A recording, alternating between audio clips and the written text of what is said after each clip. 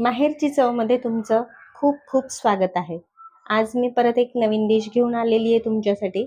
मी आज करणार आहे नाचणीचे पौष्टिक लाडू. उन्हाळ्याचे दिवस आहेत आणि नाचणी ही शरीरासाठी खूपच पौष्टिक असते. नाचणी ही उन्हाळ्यामध्ये थंड असते, म्हणजे नाचणीचा गुणधर्मच थंड आहे. चला तर मग झटपट रेसिपीला सुरुवात करूयात. नाचणीच्या लाडूसाठी लागणारे साहित्य: या वाटीनी 1 वाटी नाचणी ही दळून आणलेली आहे. थोडंसं बेसन टाकायचंय आपल्याला. मी हे तुम्हाला जेव्हा रेसिपी आपण करू तेव्हा किती टाकायचंय सांगेल. खोबरं एक 4 ते 5 चमचे खोबरं. हे मी ड्रायफ्रुट्स घेतलेले आहेत: बदाम, काजू आणि खारीक. सगळं हे मी 5-5, 6-6 असे घेतलेले. त्याच्यानंतर ही विलायची पावडर, जायफळची पावडर. हे तूप आपल्याला जसं लागेल तसं घेऊयात. हे शुद्ध तूप आहे. आणि 1 वाटी नाचणीच्या पिठासाठी 1 वाटी गूळ घेतलेला आहे.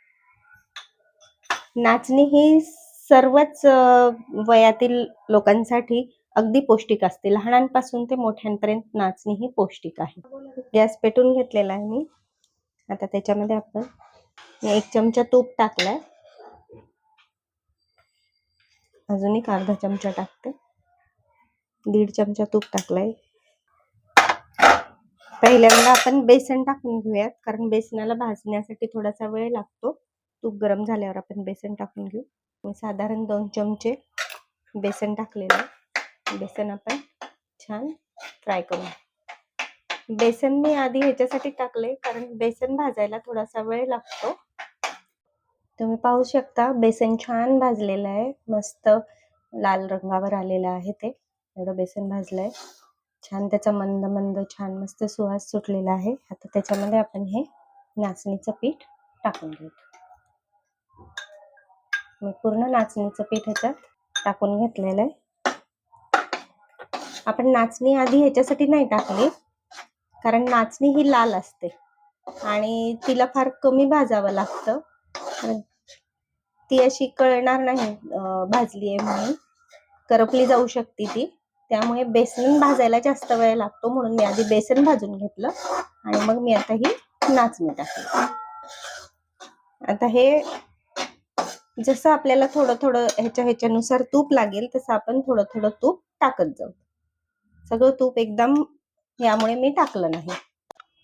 ही नाचणी भाजतीये तोपर्यंत मी हे जे ड्रायफ्रुट्स आपण घेतलेले ते मिक्सरला लावून घेते.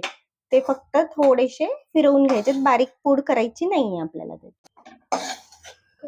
ते हे बऱ्यापैकी छान भाजत आलंय. आता मी ह्याच्यामध्ये थोडंसं तूप टाकते.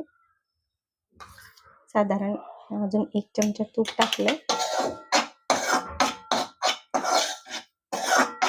नाचणी ही जास्त नाही भाजायची, कारण मग ती भाजली तर कडवट लागते. त्यामुळे ती अगदी 5 मिनिटासाठी भाजून घ्यायची बस. पटकन भाजले जाते.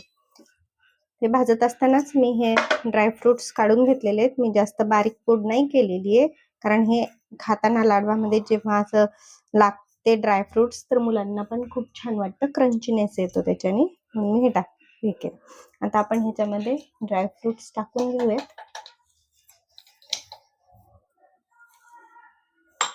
त्यासोबतच हे नारळ जे घेतलेलं आहे खिसून तेही टाकूयात.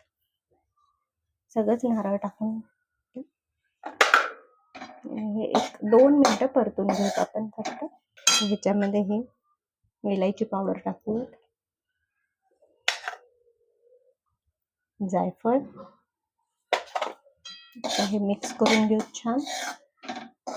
विलायची आणि जायफळमुळे मस्त छान असा मंद मंद सुगंध येतो.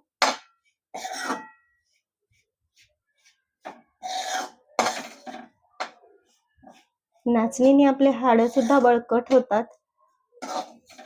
आणि ज्यांना शुगर आहे, शुगरसाठी सुद्धा नाचणी चांगली असते. फक्त हे लाडू करताना जर का ज्यांना शुगर आहे त्यांच्यासाठी जर का तुम्ही लाडू करत असताल तर त्याच्यामध्ये फक्त खारीक टाका, गूळ नका टाकू त्याच्यामध्ये. आणि आता आपण हा गूळ याच्यात टाकून घेऊ. मी ह्याच्यात सगळा गूळ टाकून घेतलेला आहे. आता गुळाला थोडासा पाक हे होस तोपर्यंत हे आपण भाजून घेऊ. हे बघा, हे गूळ आपण छान मिक्स करून घेतलंय ह्याच्यामध्ये. हे अजून गूळ थोडासा छान व्यवस्थित मिक्स होण्यासाठी अगदी थोडंसं आपण पाणी टाकूया, जेणेकरून हा गुळाचा थोडासा असा पाक होईल आणि आपल्याला लाडू वळायला सोपं जाईल. बस मी ह्या छोट्या वाटीनं एवढं पाणी बाकी राहिलेलं आहे. तर हे व्यवस्थित मिक्स करून घ्या. झालेलं आहे. आणि हे लाडू हाताला थोडंसं पाणी लावायचं आणि हे गरम गरमच वळून घ्यायचं. गॅस बंद करून टाकूत आपण. खाली उतरून घेऊयात.